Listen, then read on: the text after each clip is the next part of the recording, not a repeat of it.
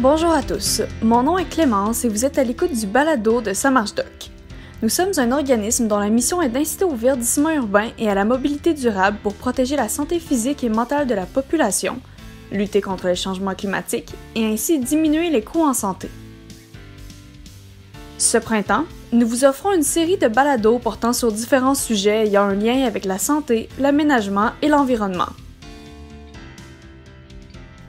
Cette semaine, en plus de 2 courtes chroniques faites par Isabelle Vaillancourt, directrice de Ça marche doc, et moi-même, nous vous présentons une discussion sur les animaux, l'aménagement et la santé entre Dr Philippe Pibaro, vétérinaire et chercheur en cardiologie, ainsi que Maude Coulombe-Potvin, chargée de projet en verdissement à l'Association forestière des Deux-Rives. En plus, les deux sont propriétaires de chiens. Les animaux peuvent avoir un grand impact et une grande importance dans notre mode de vie. Je pense qu'ils peuvent même changer notre vie et en bien. Il y a plusieurs bénéfices à avoir un animal, un chien. En particulier, ça nous amène à bouger plus. Il y a des études, notamment un sondage de l'Association des médecins vétérinaires du Québec qui a été fait en 2017, si je me rappelle bien, et qui en fait montre que les propriétaires de chiens marchent en moyenne 25-26% de plus que ceux qui n'en ont pas, ce qui représente quand même 40 minutes de marche supplémentaire versus si vous n'avez pas un chien. Et ça, c'est important parce que si on regarde des recommandations pour être en santé, il faudrait, selon l'Organisation mondiale de la santé et d'autres organisations, marcher environ 20 minutes par jour, 7 jours par semaine, donc ce qui veut dire à peu près 140 minutes. Donc, 40 minutes, c'est déjà une belle marche de plus en ce sens. Puis aussi, on sait que les propriétaires, ceux qui ont des chiens et qui marchent avec leurs chiens, eh bien, la moyenne, c'est aux alentours ils font en moyenne 160 minutes réparties sur à peu près 4 promenades par semaine. Donc, déjà, ils ont atteint et même surpassé les recommandations des organismes de santé. Donc, c'est extraordinaire. Mais je peux confirmer aussi, moi, j'ai mon chien depuis 2 ans et demi, bientôt 3 ans là, que je l'ai. Puis, moi, j'étais déjà quelqu'un qui aimait marcher, puis qui aimait ça aller en plein air, faire des randonnées. Mais depuis que j'ai mon chien, même quand ça me tente pas, je sors avec lui, puis je m'en vais marcher, puis on s'en va se promener. Puis je sais que moi, ça me fait du bien, mais lui, ça lui fait du bien aussi. On dirait que ça m'oblige, mais je suis contente de le faire aussi. Puis lui, ça lui fait plaisir. Moi, ça me fait plaisir. Puis c'est comme... ça nous fait juste du bien aux deux, là, vraiment. Puis c'est une présence en dedans, dans mon appartement. Je l'ai avec moi, puis je suis pas toute seule. J'ai mon chien. Puis c'est plus que des bénéfices sur la santé. C'est aussi... mental, là, c'est d'avoir une présence avec nous, puis ça nous fait du bien, là, mon Dieu. Je pense que je pourrais pas vivre sans avoir un chien avec moi, là. Aude, vous l'avez très bien souligné, c'est un double bénéfice. C'est sûr que le chien va avoir un bénéfice pour notre santé physique et mentale, parce qu'effectivement, il y a des études qui ont montré également que le fait d'avoir un chien permet, surtout pour les personnes vivant seules, permet de rompre l'isolement, a un impact très positif sur la santé mentale. Ça fait un compagnon. Ça a montré aussi des effets très bénéfiques pour les gens qui sont dépressifs. Donc, c'est de multiples bénéfices, hormis le fait de nous inciter à bouger. Et puis, c'est des bénéfices aussi pour le chien, parce que le chien a aussi besoin de bouger, comme nous. Et les maladies chroniques sociétales, on les observe chez les humains, mais on observe les mêmes chez les chiens. Il y a à peu près au Québec 59%, 60% des animaux de compagnie qui sont en surcharge pondérale, qui sont obèses et donc qui font pas assez d'exercice. Et on voit un parallèle entre la santé, je dirais, physique et mentale des propriétaires et des animaux de compagnie. Et moi, pareil, j'ai un chien qui a maintenant 1 an, qui s'appelle Mimosa, qui est un berger Shetland.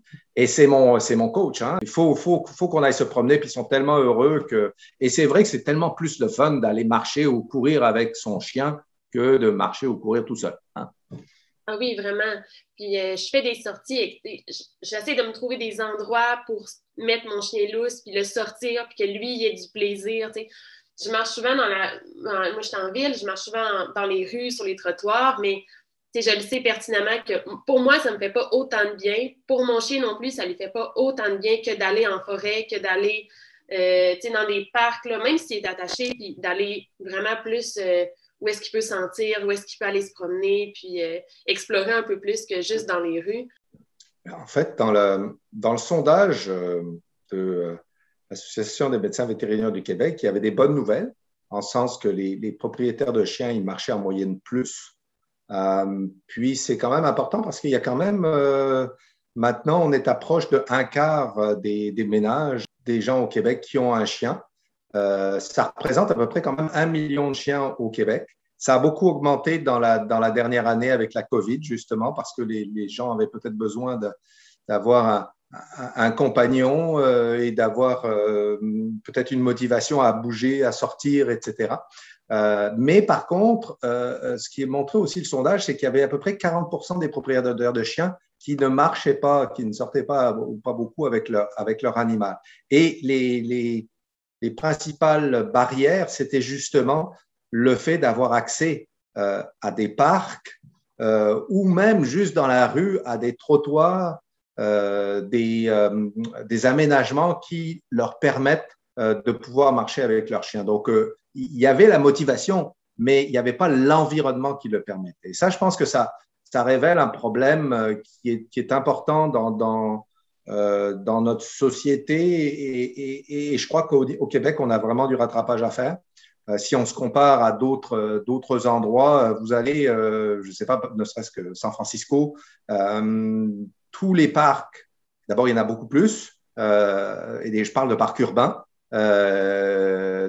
presque n'importe où vous habitez dans San Francisco ou dans certaines villes, même des grosses villes, ou comparables à Québec, Montréal, etc., où que vous habitez dans la ville, vous avez accès dans un rayon de 1 kilomètre ou 2 à un parc urbain, mais vous avez accès à un parc. Et le point important, ce n'est pas juste ça, c'est que le lien pour vous rendre au parc, il est aussi facilitateur. Il y a un trottoir, vous n'êtes pas obligé de marcher dans la rue entre les voitures. Il y a des beaux trottoirs aménagés avec des arbres, des petits jardins, enfin, je veux dire, pas juste une promenade pas invitante. Donc, le lien aussi vers le parc est aussi conçu pour ça. Et si jamais vous ne voulez pas aller au parc, vous pouvez quand même marcher dans la rue et vous faire plaisir et en toute sécurité et pour vous et pour votre chien.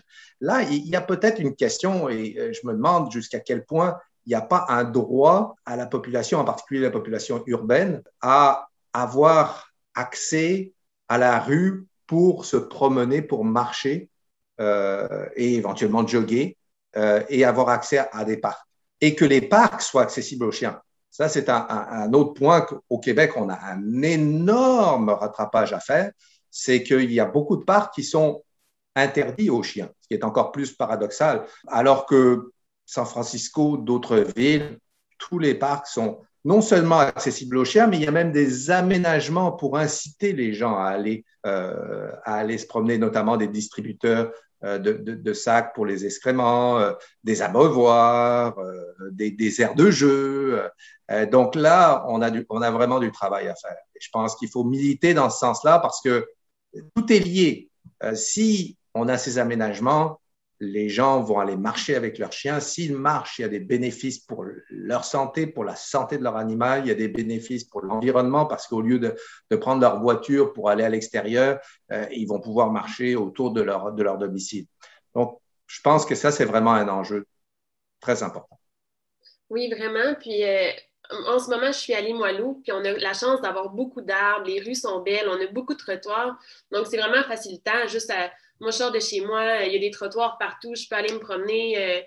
Puis c'est beau, il y a des beaux arbres, mais c'est pas comme ça partout dans la ville de Québec, vraiment pas. Si on va plus dans le centre-ville, on marche sur les trottoirs dans les rues, puis il fait chaud longtemps, surtout quand il n'y a pas d'arbres. Ça peut décourager certaines personnes, puis les propriétaires de chiens aussi. Pas d'arbres, pas d'ombrage, c'est difficile l'été. Et en plus, le planter des arbres, ça combat les îlots de chaleur, ça a des effets positifs au niveau pollution, au niveau changement climatique. Donc, on a juste à y gagner. Et donc, on doit avoir des villes plus vertes, mieux aménagées, et parce que ça va être en fait positif pour la qualité de vie de tout le monde, des habitants et de leurs animaux aussi, et on va tous être plus heureux. Oui, vraiment. Nous, ben, à l'Association forestière, on est allé planter dans des écoles primaires. On allait faire des aménagements, créer de l'ombre, parce que c'est pas toutes les écoles qui ont des beaux arbres, qui sont bien aménagés. Il y a encore beaucoup de cours d'école que c'est de l'asphalte, que c'est de la roche. Donc, on est allé planter là, puis le directeur nous disait, suite à la plantation, que les jeunes, ils passent encore plus de temps à l'extérieur, puis que la cour d'école est utilisée même la fin de semaine. Donc, on ne fait pas juste du verdissement pour les élèves, pour les professeurs, mais on fait du verdissement aussi pour les gens autour du quartier qui leur donnent un accès justement là, pour aller marcher, pour aller s'amuser, sortir avec les animaux. Là, c'est une belle place là, pour en profiter. Les cours d'école, là, surtout dans les petits quartiers justement où il n'y a pas de grands parcs. Une cour d'école verdie, là, ça peut être utilisé par tellement de monde, là, pas juste les élèves justement. Mais c'est sûr que dans plusieurs parcs, seulement mettre des sacs pour les besoins des chiens, ça serait tellement un gros plus. C'est pas quelque chose qui est très dispendieux de toute façon, installer un petit support. Il y en a un peu sur les plaines d'Abraham, là, il y en a des petits supports dans quelques parcs au domaine Mézeray. C'est quand même bien adapté, il y a des poubelles. Mettre des poubelles aussi. Ça a l'air niaiseux, mais c'est pas tous les parcs, tous les sentiers qui ont des poubelles. Souvent, les gens ils vont mettre ça sur les côtés du sentier, puis c'est juste dommage, là, ça fait des déchets. Mais vraiment, là, ces petits sacs-là, des poubelles, avoir le droit aux chiens. Sinon, certains parcs, des pas clôturés. Le petit parc à côté de chez moi, il est clôturé au complet avec des portes. Là, donc, souvent, ça nous permet là, de ne pas être trop stressé quand il y a des chiens qui sont lousses. Non, absolument. Je pense que le premier facteur d'importance, c'est déjà le droit d'accès. Oui, parce qu'il y a encore trop de parcs où les chiens n'ont pas accès dans plusieurs villes au Québec. Tous les parcs devraient être accessibles. Nos deux spécialistes ont aussi eu la gentillesse de nous laisser avec quelques petits conseils.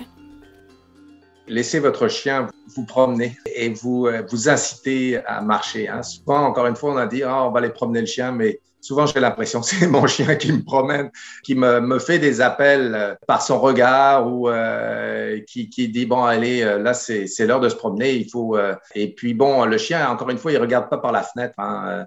Si c'est la pluie battante, c'est pas grave, ils sont toujours contents et ça c'est vrai que ça fait une source de motivation. Laissez votre chien devenir votre coach de vie. Vous allez être encore plus en santé. Et puis, je pense que c'est ça. Il y a un grand bénéfice à marcher avec son chien parce que le chien, lui, il a une régularité. Ça va être tous les jours. Donc, laissez-le vous coacher puis vous encourager à marcher. Un animal de compagnie peut avoir de multiples bénéfices et il faut vraiment pas hésiter à non seulement peut-être adopter un chien si vous êtes dans un environnement favorable, parce qu'il va y avoir des grands bénéfices et pour la santé physique et pour la santé mentale, peut-être même encore plus.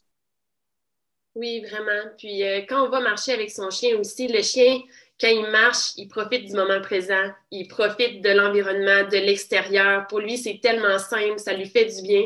Et je pense qu'on devrait aussi juste prendre exemple sur eux, puis aussi de profiter du moment, puis de profiter des moments qu'on passe à l'extérieur avec lui. Ça nous fait du bien physiquement, mentalement, puis ça crée un beau lien avec notre animal. Je pense que plus on fait des activités avec eux, plus on marche avec eux, plus le lien entre l'animal, son chien et nous se renforce. Donc, je pense que c'est bénéfique pour tout le monde, là.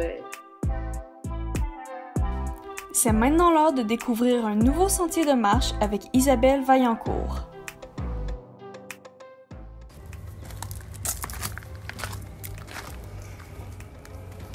Cette semaine, je vous amène à Québec, au domaine Mézeray, qui est un formidable poumon pour la ville de Québec. Avec ses 27 hectares de verdure, son arboretum hallucinant qui compte plus de 15 000 arbres, arbustes et plantes vivaces, c'est pas pour rien qu'entre nous, on le surnomme le Central Park de Québec. Et pour les 2 prochaines fins de semaine, l'Association forestière des Deux-Rives vous propose, dans le cadre de son Festi-Forêt, le rallye La forêt dans vos oreilles, qui est une activité familiale autonome installée dans 10 parcs de la capitale nationale puis de Chaudière-Appalaches. Et vous savez quoi? Le domaine Mézeray en fait partie. Donc, dès votre première visite, là, vous allez comprendre pourquoi. Le domaine Mézeray offre beaucoup de choses à découvrir. Bien sûr, il y a les nombreux sentiers, tant à travers les milieux naturels et sauvages que ceux qui sont aménagés. Chaque saison offre son lot de nouveautés, ce qui fait que vous pouvez fréquenter le domaine à l'année et avoir à chaque fois un plaisir qui est renouvelé. L'été, c'est la piscine, les jeux d'eau, les pique-niques, les fleurs. Puis l'hiver, bien, c'est vraiment féerique. Il y a le sentier de patin qui est magique, des pistes de ski de fond, 11 km de plaisir et des sentiers de marche et de raquettes. Une seule visite va vous permettre de vous imprégner de cet endroit qui est historique. Respirer l'air pur en plein cœur de la ville, je vous le dis, l'essayer, c'est l'adopter. Allez, bonne semaine à tous, puis à bientôt.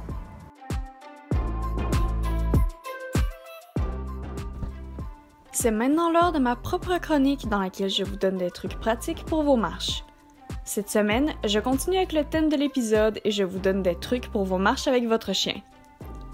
Le premier est naturellement de toujours apporter les accessoires essentiels à la marche. La laisse, le harnais si votre chien en a un et les sacs pour les besoins du chien. D'ailleurs, saviez-vous qu'il existe des sacs biodégradables?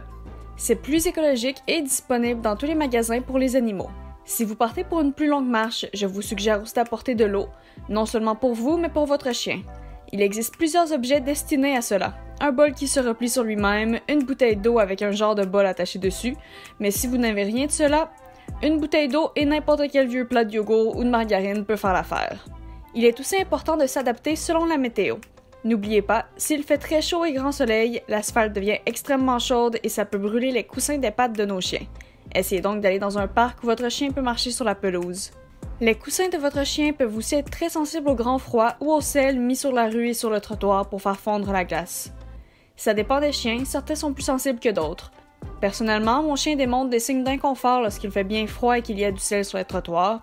Nous lui avons donc acheté de petites bottes, et bien qu'il ne les aime pas particulièrement au début, c'est mieux que de marcher directement sur le sel des trottoirs. Pour les chiens qui ne supportent vraiment pas ce genre de bottes, il existe aussi un bâton de cire, semblable en apparence à un bâton de déodorant, que l'on peut mettre sur les coussins des pattes et qui aide à désensibiliser au froid et au sel. Finalement, pour les petits chiens ou pour les chiens qui n'ont pas beaucoup de poils, il peut être très intéressant de leur acheter un chandail ou un manteau quand il fait froid. C'est selon le confort de votre chien. C'est déjà presque la fin de la balado-diffusion. N'oubliez pas de nous envoyer une photo, vidéo ou commentaire sur votre marche afin de participer au tirage des prix de présence. Ça fait maintenant environ 15 minutes que vous marchez, soit l'équivalent d'environ 1500 pas. Si vous marchez 15 minutes de plus, vous en serez à 3000 pas et il ne vous en restera plus que 7000 afin d'atteindre l'objectif de 10 000 pas conseillé par les médecins. N'oubliez pas d'aller faire de l'activité physique pendant le reste de la semaine, idéalement en atteignant 30 minutes d'activité physique 5 fois dans la semaine. À la semaine prochaine!